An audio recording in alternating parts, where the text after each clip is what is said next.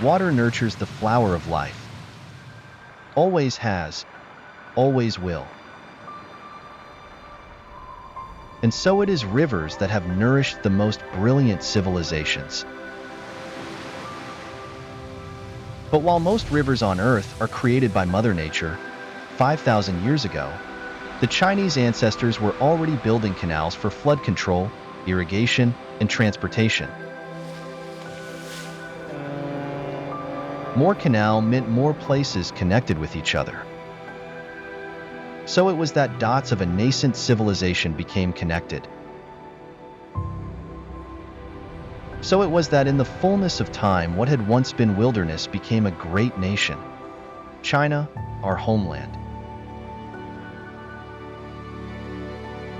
Seen from the air, you can clearly see this place slanting. It's higher in the west and lower in the east. It's a little like a three-step staircase. The Yellow River, Huaihe River, Yangtze River, and other great rivers all originate in the west and flow eastward until they finally disgorge into the sea. But while this natural arrangement is very convenient for east-west transportation, it's not so great if you want to go north-south. The obvious solution was for people to cut through mountains and build artificial rivers, canals, connecting the land divided by the rivers. In the fullness of time, a water transport network stretching across the entire country came into being. From the old ditches to the Grand Canal of the Sui and Tang dynasties, to the Beijing-Hangzhou Grand Canal, these man-made canals represent more than just the flow of water across the land. They are nothing less than rivers of time. Today, they continue to play an important role in transportation, water conservation, and ecological construction. In short, they are bursting with vitality.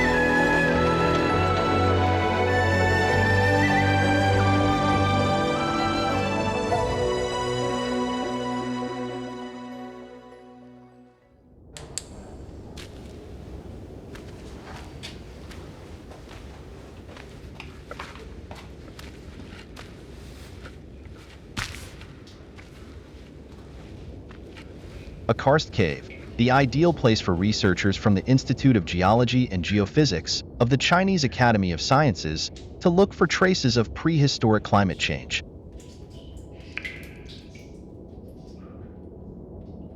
这种柱子呢，就是洞穴石笋，它是由洞顶的滴水滴落到洞穴地面之后，缓慢沉积形成的这种柱状体或者锥状体。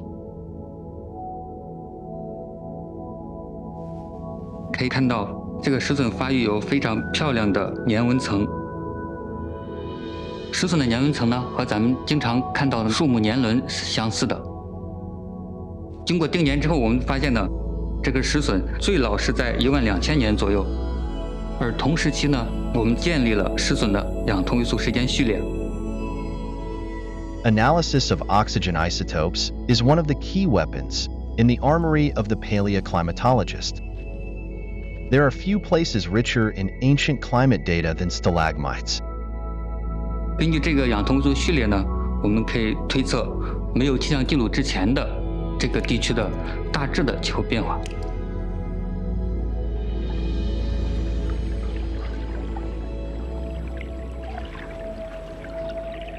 Scientific research shows that more than 8,000 years ago, the planet entered the Holocene climate optimum. For thousands of years, it was warm and with abundant precipitation in China.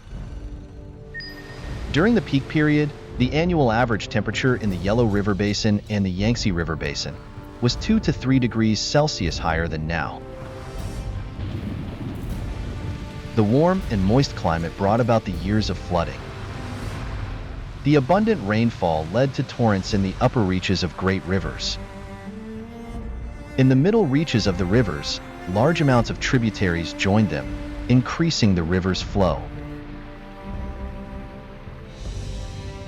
The rivers carried a lot of sediment as they flowed to the flat downstream areas. The currents slowed down and silt deposited. As a result, a large number of lakes came into being.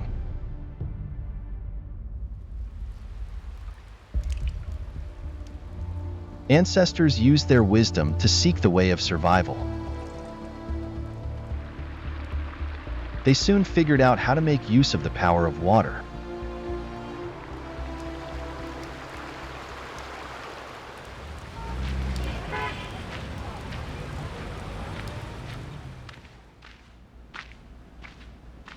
这是夸父桥遗址出土的一条独木舟，经过碳摄氏测试，距今8000多年。这是中国最早的一条独木舟。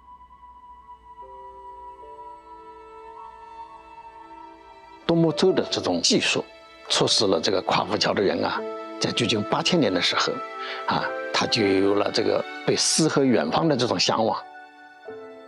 想有长途航行、远距离航行的这样的一种渴望和想法。Just like a small boat itself, the Kwahu Lake Relic Site Museum sits on Xianghu Lake in Hangzhou. So it was that the ancestors adapted to the natural environment, and their civilization set sail for places near and far. 50 kilometers to the north along the riverway are the archaeological ruins of Liangzhu City. This place is near the Tianmu Mountain. Today, it remains one of Zhujiang's wettest spots, so mountain floods are frequent in summer. 5,300 years ago, when the ancients settled down in Liangzhu, priority number one was figuring out a strategy for improving this low-lying wetland.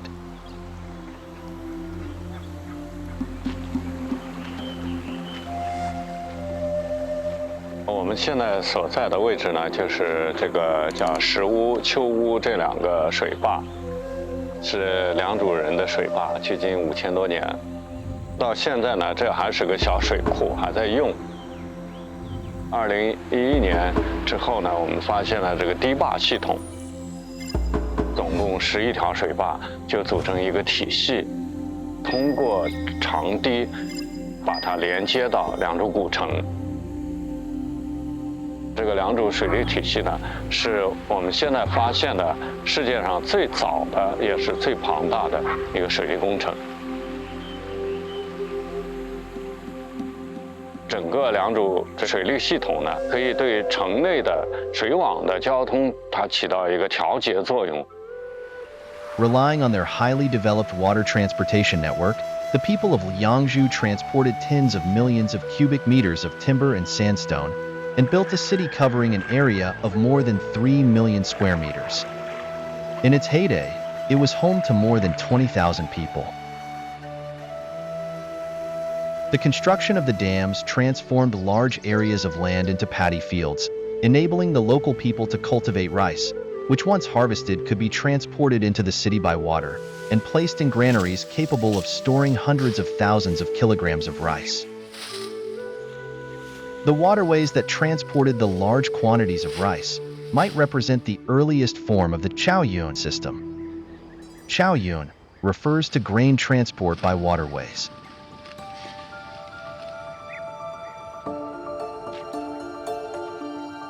In autumn, the ancient city of Liangzhu is still fragrant with rice. This crop that has traveled through more than 5,000 years of history has become not only one of humanity's staple crops, but also the foundation of the various civilizations of southern China. 实际上，在我们这个江南地区，人跟水之间的关系呢，一直是这样一种延续。在良渚呢，它是一个非常好的一个利用阶段。那么在它之后呢，这样的一种水陆交通的一种模式，江南水乡的这样一种生活的方式没有改变，是延续的。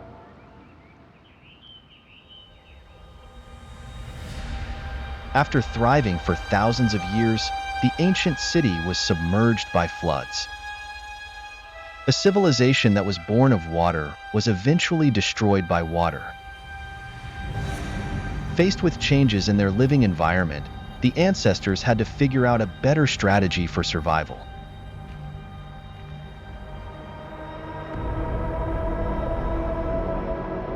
The moment when the prehistoric flood came is still frozen in Lajia site, in the upper reaches of the Yellow River, in Minhe County, Qinghai Province.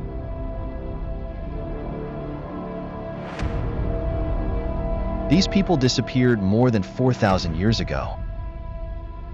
Their twisted bodies and postures vividly testify to the terror they endured in the final moments of life.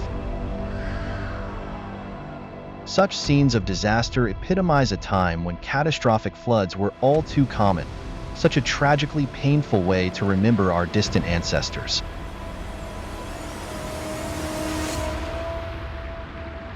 At that time, more and more people had started to live off the fruits of agriculture. As civilization spread from the narrow foothills to the lower reaches of rivers, a large number of settlements came into being. The rivers flowing into seas didn't have fixed courses at the time, so when too much water poured into these rivers, they would overflow, threatening human settlements and farmland. According to research into paleoenvironments, around 4,000 years ago, most areas of China went through a period marked by climatic abnormalities, in which phenomena like sudden drops in air temperature could lead to sudden droughts and sudden floods.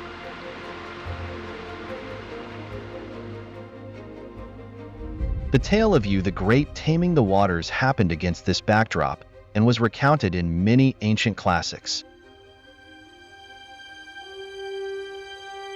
In 2002, a cultural relic carved with 98 characters lost overseas was included in the collection of Pali Art Museum. Based on experts' research and explanation, this bronze made over 2,900 years ago was named the vessel of the Duke of Sui.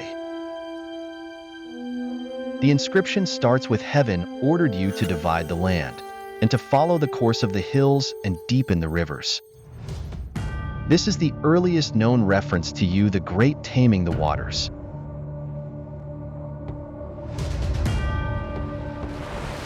Legend has it that during the period of Yao and Xuan, China was plagued by floods. Yao ordered Guan to tame the waters. Guan tried to block the waters, but failed. During the time of King Xuan, the task of taming the waters was given to Yu. Yu spent 13 years taming the waters. During that time, he passed by his family's doorstep 3 times, but he never stepped into his house. Finally, thanks to his titanic efforts, he succeeded in taming the waters. Yu the Great tamed the waters by means of channeling and dredging. Channels were built to divert the waters into lakes and rivers, and eventually the sea. As the tribe of Yu the Great tamed the waters and transformed the mountains and hills, they melded with and integrated various other cultural groups in various places. As they concerted their efforts, tribes and states formed alliances which eventually gave birth to higher forms of political organization. So it was that Xia, the first dynasty in China's history, was born. Today, more and more researches prove that the tale of Yu the Great indeed happened in the period when the Chinese civilization came into being. In Bengbu, on Hubei Province, archaeologists have identified a site which is highly likely to correspond to the spot where Yu the Great met with his vassals. 禹会村遗址呢，在2006年开始到2011年就进行了第一阶段的考古发掘。在第一阶段的考古发掘过程中呢，我们发现呢，这个禹会村龙山文化城址，它的主要集中在距今4400年到4100年。这个测年这个范围呢，恰好也是探索大禹所处的那个时代的重要的时间背景。第一阶段考古发掘最重要的考古发现呢，就是我背后的这个大型礼仪型建筑。引起大家比较困惑的是这中心的这一排35个长条形的这个柱坑。发掘者呢推测呢，这些柱坑呢上部呢有类似于旗杆式的这种柱子。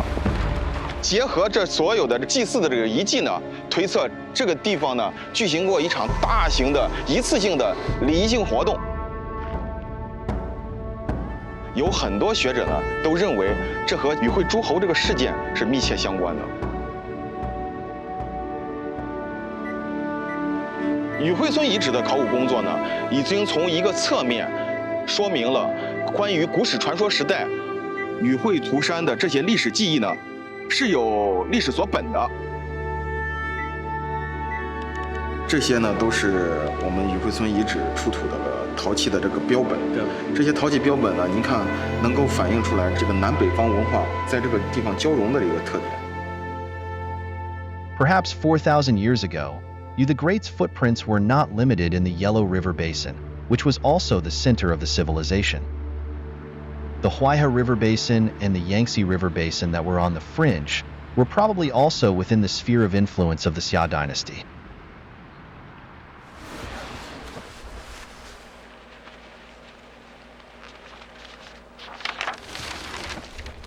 这是我们刚编制的2022年版的中国语记图。这张语记图呢，是以大禹文化的记载、研究、传播的为核心内容的一张语记图。Research by hydraulic experts, archaeologists, and historians shows just how far the culture of Yu the Great spread. 大禹文化是我们中华文明开始建立的一种文化体系。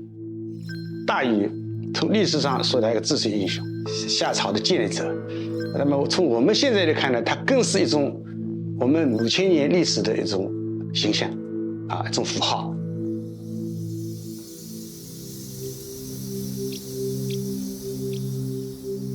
大禹治水，它归纳了我们华夏民族从历史到现在一直在治理水患，一直在与自然灾害抗争，不断追求人与自然和谐的这么一个过程。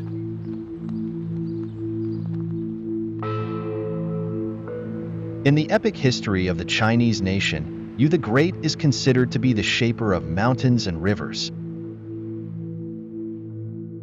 Tribute of Yu of the Book of Documents summarizes the achievements our ancestors made while they tried to tame the waters and transform the mountains.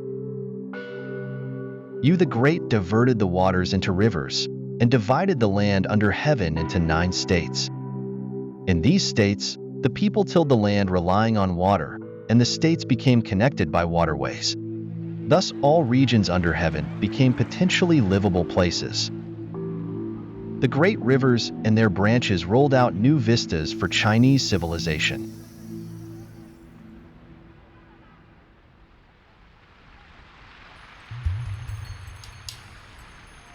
This is the character of Zhou, or boat, in the ancient oracle bone script.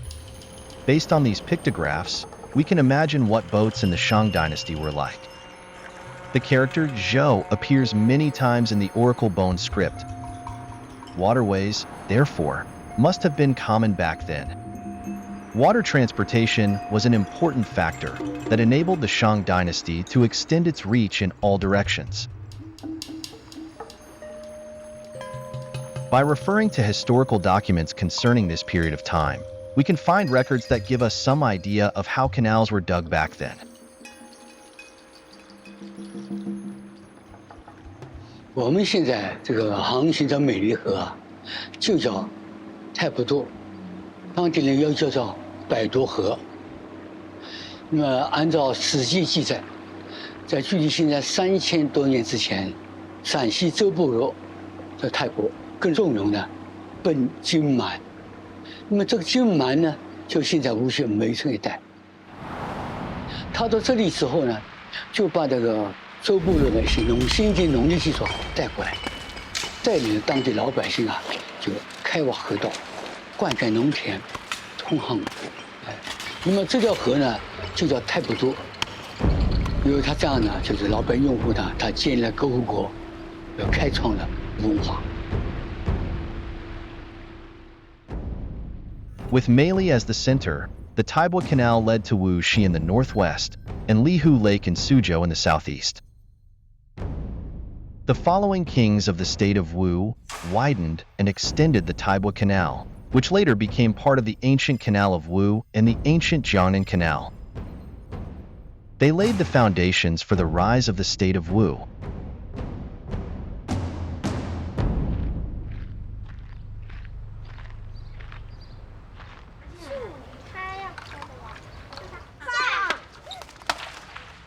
As the founding father of the state of Wu, Taibwa is still deeply respected by the local people.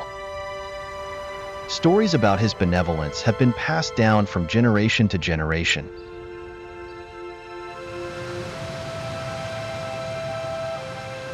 Chinese civilization was born in a period characterized by warmth and rain. By taming water, that nascent civilization was able to thrive and grow, eventually breaking through geographical boundaries and developing into a vast country. As the network of canals extended itself, more and more wild places became incorporated into the domain of civilization.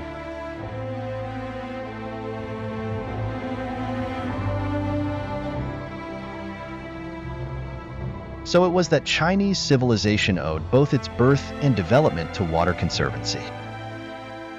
As well as Yu the Great and Taibwa, our ancestors, whose names were unknown to us, worked relentlessly in ages past. By taming waters and transforming mountains, the 9 states of China took shape.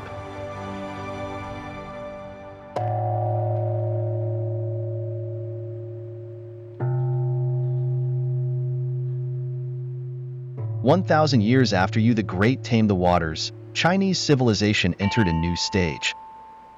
The Zhou dynasty came to power, pioneering a hierarchical form of governance based on a system of rites and music. But it was not a system that was set to last.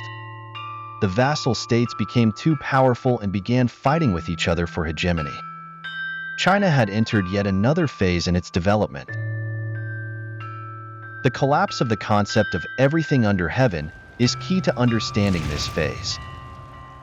Once this governing ideology lost its power, the vassal states began to contend with each other. War between them became inevitable. What's more, this period transformed canals into infrastructure of vital strategic importance. Across the whole territory of China, man-made canals were able to connect places that were once separate. As a result, different places became ever more closely bound together. Shugong is in the northwestern suburbs of Yangzhou. It's said that the legendary Hancheng was located here. What became the Yangzhou we know today started here. In 486 BC, Fuchai, the king of the state of Wu, built Hancheng. He also made use of natural lakes and ordered the building of the Hango Canal in order to make it easier to transport troops and military supplies to the north.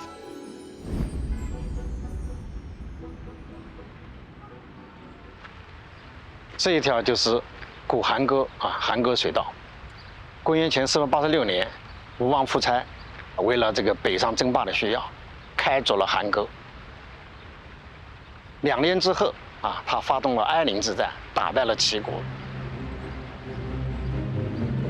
公元前482年，又北上争霸，跟晋国进行了黄池会盟，赢得了这个霸主的这个地位。所以说，韩沟的开凿使这个吴国的霸业达到了一个顶峰状态，加快了吴越地区进入到中原文明的一个历史进程。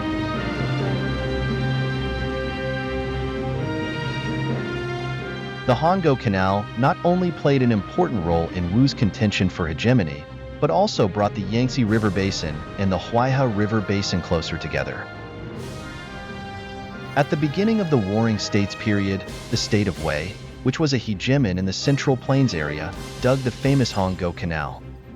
At Xingyang, the Yellow River water was diverted into a canal which connected the rivers between the Yellow River and the Huaihe River. Thus, a network of crisscrossing waterways took shape between the two great rivers.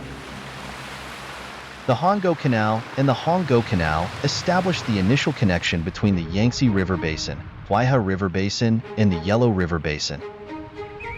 After the first Qin emperor unified China, he dispatched some 500,000 people to Lingnan region, areas surrounding Guangdong. Their task was development, principally building the Lingzhou Canal. Although less than 40 kilometers long, the canal linked the Yangtze and Pearl rivers, bringing the Lingnan region into the orbit of the Central Plains area.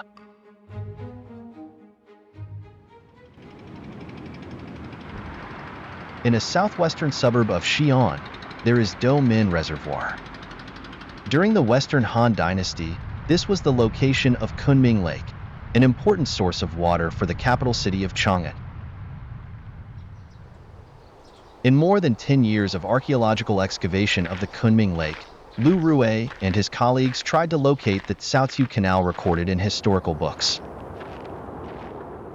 我们本来是从12年开始的时候呢，是做的是昆明瓷的考古，但是呢，在之前的2次考古里头啊，昆明瓷呢周围呢都没有发现槽渠。随着斗门水库的这种建设呢，我们前期呢又进行了全面的考古勘探。2020年冬天的时候呢，第一次通过考古工作确定了槽渠的准确地点。运河这个称谓呢，实际上出现的比较晚，而正式的官方的名字呢，就叫槽渠。其实这个槽就来源于我们旁边的这条槽渠。According to the Analytical Dictionary of Chinese Characters, Chao means to transport grain by waterways. The Caoqiu Canal, dug during the reign of Emperor Wu of the Han Dynasty, connected Chang'an and the Yellow River, and made it easier to transport grain and supplies to the capital. Canals were essential for the governance of the Western Han Dynasty. Towards the end of the Eastern Han Dynasty, warlords frequently warred with each other. In order to unify the northern part of China, Cao Cao ordered the building of the Baigo Canal, diverting water from the Yellow River Basin to Yecheng in the north. Then he built the Pinglu Canal, Chuanzhou Canal, and other canals in order to attack Wuhuan, a nomadic tribe. When the waterways in the north became interconnected, Cao Cao's army marched northward and reached today's Liaoning province. They defeated Wuhuan and unified the northern part of the country. On his way back, Cao Cao passed by Mount Jieshe and uttered the immortal line, "I come to view the boundless ocean from Stony Hill on eastern shore."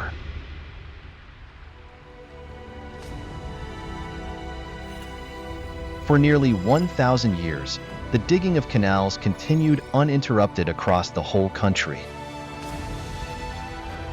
In some places, they were scattered small canals. In others, they were major infrastructure projects connecting different corners of the country. The process of transforming the mountains and rivers had another effect. As the Chinese people discovered more about the land under their feet, as a result of carrying out these projects, their geographical knowledge was augmented.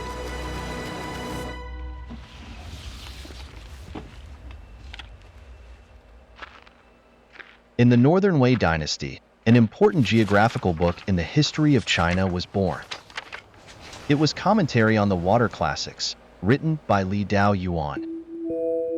It records in detail more than 1,000 rivers and canals, and the historical ruins, anecdotes of historical figures, myths, and legends about them.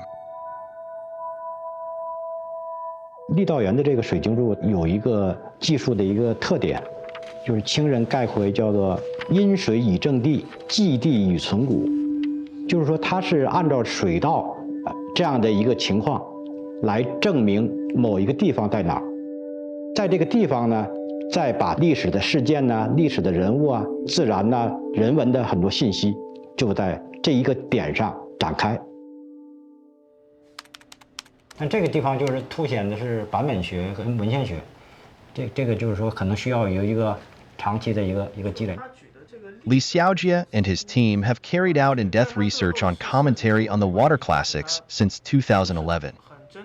While adhering to the traditional research methods of historical geography, they also make good use of the latest archaeological discoveries, data analysis by the Geographic Information System, and computer mapping to represent the river courses recorded in books on maps. 我做了一个 MP4 的那个动画，这是不是有点好玩？这个。通过3D 复原水利工程，让我悟出的一个最大的一个道理吧，就是古人他对这个水道也好，对这种自然环境也好，它是一个因势利导。这个是我们通过这样的水利工程的复原，对古代先民的智慧的一个了解。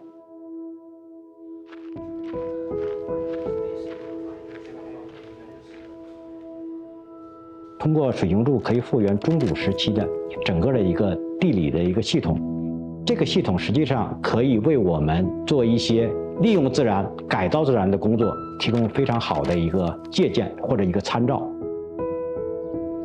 With water as its main theme, Commentary on the Water Classics records all the mountains and rivers in the country. The geographical knowledge shown in this book is systematic and comprehensive, laying foundation for the transformation of mountains and rivers and the expansion of canals on a larger scale.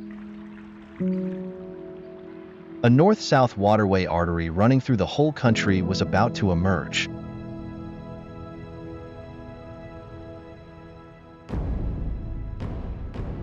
In August 605, Emperor Yang of Sui boarded a dragon-shaped vessel at Luoco. He embarked on a grand journey to Yangzhou with his consorts, princes, officials, and fleet. This would be the first journey that went from Luoyang to Yangzhou solely by water in China's history. The fleet had over 5,000 ships, with a more than 60-meter long, 13-meter high, and 13-meter wide dragon-shaped vessel leading the way. Thanks to an unprecedentedly vast waterway, the Grand Fleet proceeded unimpeded. The waterway would later go down in history as the Grand Canal of the Sui and Tang dynasties. It was one of a series of great projects that transformed the mountains and waters. 16 years previously, the Sui army marched south and wiped out the Chen dynasty, ending nearly 300 years of turmoil and division in China. Once again, a unified state had come into existence. But the new regime was neither stable nor secure. 隋朝初年平定了这个南朝之后，中国呢，从版图上已经是完整的这个统一了。但是经过长时期的这个分裂呢，南北方的人民从这个文化的心理上面，从经济上啊、政治上，事实上并没有完成完整的这种统一。特别是这个隋文帝的一系列的这个政治改革，触动了呢南北朝以来士族大家的这个利益，引起了这个南方士族的这个强烈的这个不满。所以说，一度时期南方的叛乱此起彼伏。这个时候，如何适应这个历史的潮流，建立一个强大的、统一的、完整的大帝国，实际上是对这个隋朝的政治家们是一个极大的一个考验。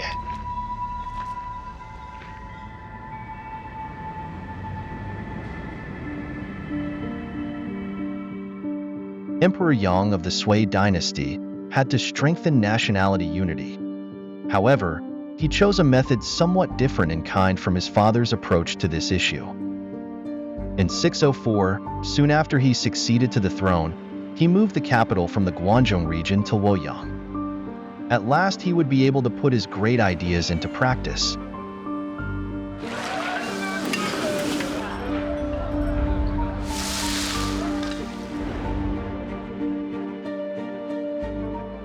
To strengthen ties between North and South, Emperor Yang decided to initiate a grand project, canal radiating from Luoyang connecting places around the country.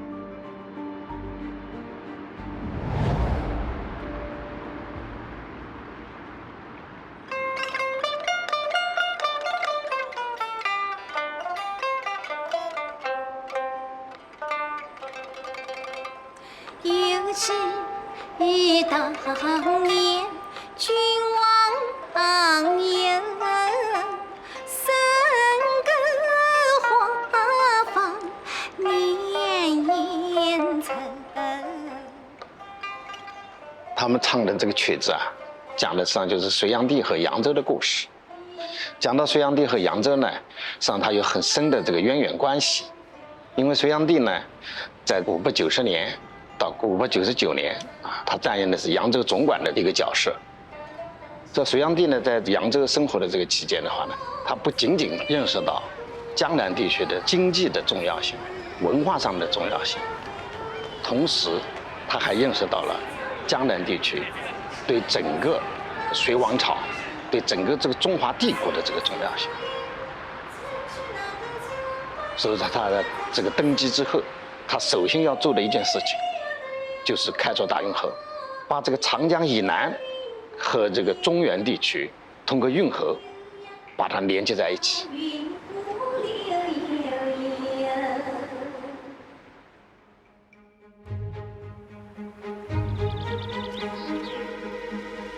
Perhaps Emperor Yang retained a fondness for Yangzhou. The first step of his Grand Canal plan was to connect Yangzhou and Luoyang through waterways. In March 605, the project started in Luoyang, starting with the rebuilding and extension of the Yangchu Canal, built in the Eastern Han Dynasty. The first step was to link Luoyang with the Yellow River. Then at Banju, by the Yellow River, they drew the Yellow River water as the source of water. The canal ran to the southeast via Xuanyi and eventually emptied into the Huaihe River at Suyi, Jiangsu Province. This was the Tongji Canal, part of the Grand Canal of the Sui and Tang dynasties. Tongji Canal was wider and deeper than all previously built canals. The archaeological discoveries in recent years can help us to restore its original appearance. "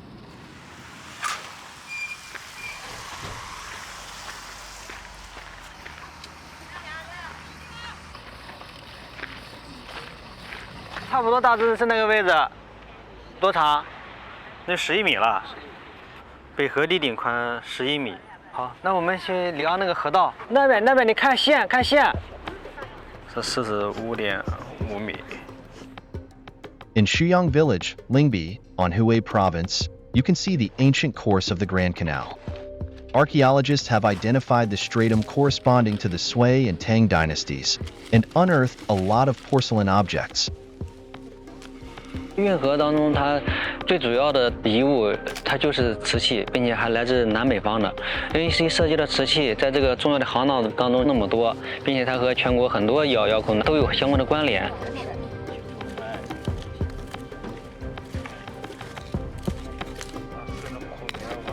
你看，我们现在整体都在清理这些里边的这个是包含物。在这件漆，这个青釉的盏，这是属于河南临汝窑的一个产品，也就是说是北方过来。你看这个两个这个碗一比较，一南一北，都在这个地方出现，有个很好的就是南北文化交流的这么一个直接的一个体现。Following the archaeological excavation, the levees of the Grand Canal that were once buried underground became exposed. The widest part of the course measures more than 60 meters, and the deepest part measures about 5 meters. After 1,400 years, it was possible once again to see how the Tongji Canal looked when it was first built. 但我们这个临碧运河遗址吧，就是从隋代的这个两岸河堤到那个宋元，一直是保持在这比较完整的，并且没有被占压。就是它从这个运河的完整性来说，它这个地方算是唯一的。我们现在就站在这个当时的通济区的这个航道里边，能够感觉到运河流淌的这么一个历史的动态，去体会到当时航道的一个繁忙，当时航道作为一个主干道生命线何等的雄伟。The Tongji Canal, with a total length of about 650 kilometers, was completed in just 6 months. Emperor Yang eagerly began his journey to areas south of the Yangtze River. After reaching the Huaihe River through the Tongji Canal, his dragon-shaped vessel continued to sail southward toward the Yangtze River basin. Originally, there was another ancient waterway between the Huaihe River and the Yangtze River, the Hanguo Canal. To enhance its navigability, while the Tongji Canal was under construction, Emperor Yang mobilized over 100,000 laborers from Huainan to thoroughly transform the Hanguo Canal and put it on a par with the Tongji Canal. It later became known as Shanyang Canal. The Tongji Canal and the Shanyang Canal then became the major arteries that connected the Yellow River Basin, the Huaihe River Basin, and the Yangtze River Basin. Most vessels traveling north and south took the waterway. Another consequence of the upgrading of the waterway was the facilitation of the long-distance transportation of bulk commodities. The Huiluo Granary in Luoyang was one of the granaries Emperor Yang ordered to be built along the canal. 这个回落舱，我们根据这个钻探和这个考古发掘，基本上确定了这个舱轿呢，它东西长1140米，南北宽355米。最后推测是700个左右的这个舱轿。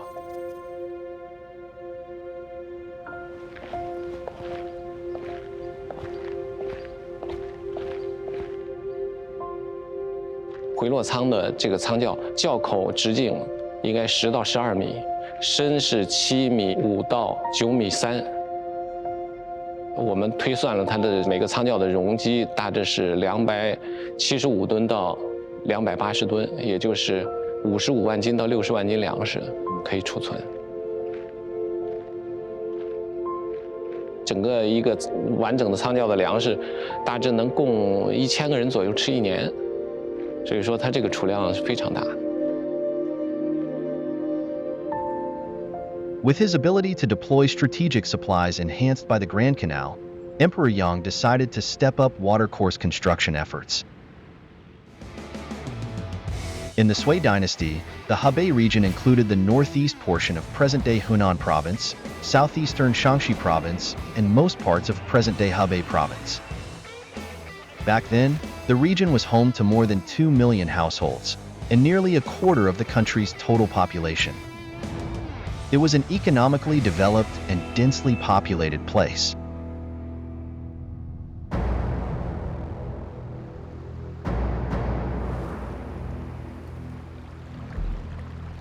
To strengthen the connection between the capital and this region, and to prepare for the war with Goguryeo, in 608, Emperor Yang decided to build a canal with even greater navigability, the Yongji Canal.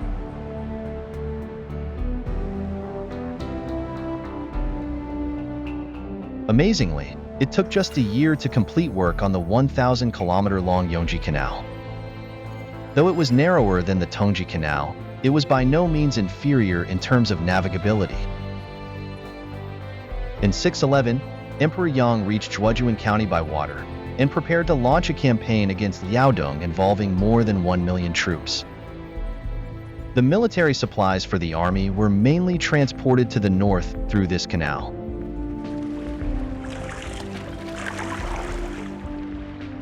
In the second year after the completion of the Yongji Canal, Emperor Yang ordered conscript laborers to build the Jiangnan Canal. After that, the waterways that could be navigated by his dragon-shaped vessels extended southward to the Qiantang River Basin, strengthening the connection between the Yangtze River Basin and the Huaihe River Basin.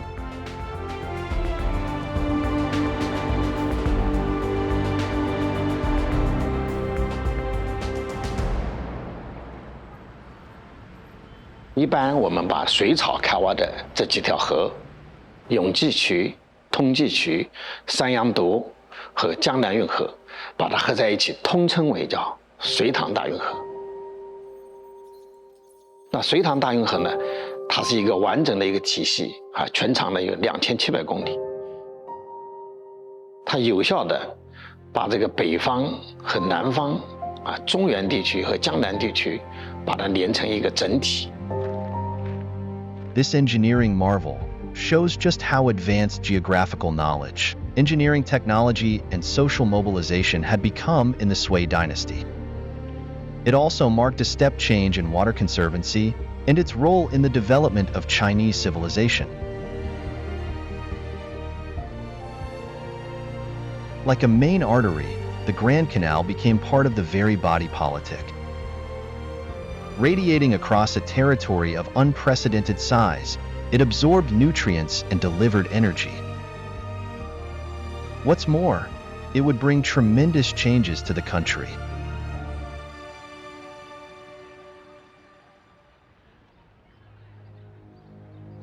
Sadly, a project of unprecedented size also meant unprecedented economic burdens. Ultimately, the Grand Canal, which Emperor Yang had built to unify the country, led to the downfall of the dynasty.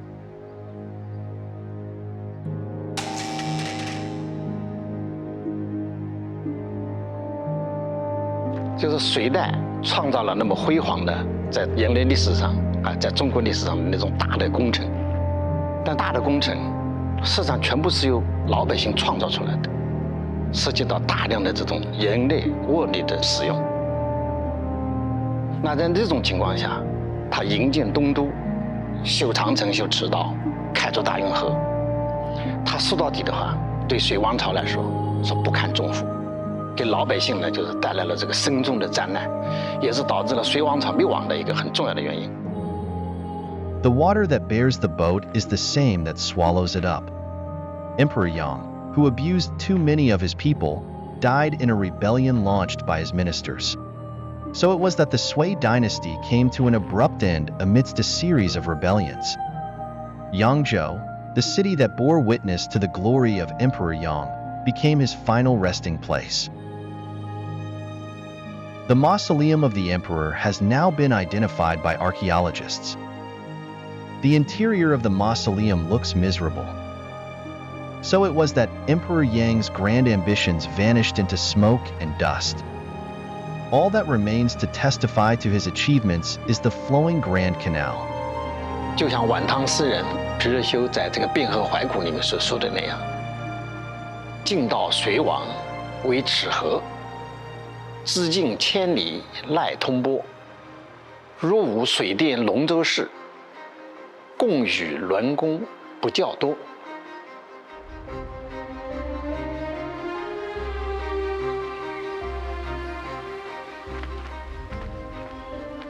Even in the very early stages of Chinese civilization, our ancestors were already building canals and other water conservancy projects in order to improve the geographical environment of the nation. Sounds of shovels and pickaxes echoed throughout the land. A mundane and monotonous sound perhaps, but one that becomes elevated to sublime status when you remember that it accompanied the magnificent song that is the long and hard journey of Chinese civilization. The Grand Canal of the Sui and Tang dynasties, built in the early 7th century, stands as one of the most splendid achievements of the Chinese nation. Literally moving mountains and rivers, they brought together 5 water systems and connected the southern and northern portions of the country.